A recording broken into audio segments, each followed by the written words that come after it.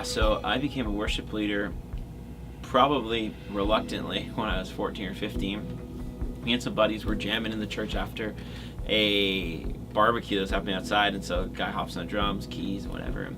No one wanted to sing, and I'm like, well, hey, my dad can sing, so maybe I can sing too. So I sang, and it's like, hey, I don't stink that bad. And our youth ministry didn't have a worship leader, so I just kind of defaulted as it. And my dad grew up watching my dad be a worship leader, and it was something that I had modeled for me at a young age, not just the talent and the ability side of things, but also the heart of the worship leader, and that you're pastoring people as you lead, and you're pastoring people as you sing, and music just happens to be the avenue in which you're doing it. Around 2013, there's a real shift that happened for me. I started this band called Caves, and I started writing songs and preparing songs that were coming out of a season I was going through. I was going through a valley season of my life in which I was kind of asking God, what's next? And I was starting to relate a lot to Elijah and David and these honest petitions that they wrote before the Lord, especially these Psalms of David.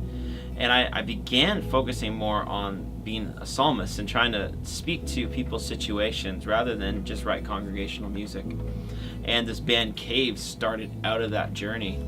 And what I realized as I was singing and recording these songs, that there were a lot more people feeling like I was in that season, that you don't necessarily see behind the smiles on a Sunday morning.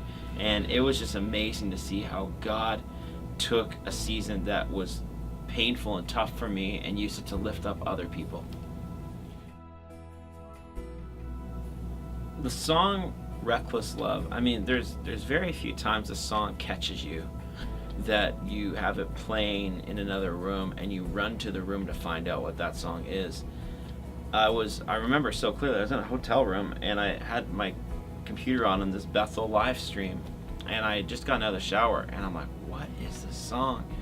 And I immediately texted my sister, who attends Bethel and Reading as part of the church there, and she's like, yeah, it's this new song. And I got so excited because the words resonated with me so much about there's no wall that wouldn't be kicked down for the Lord to come after me.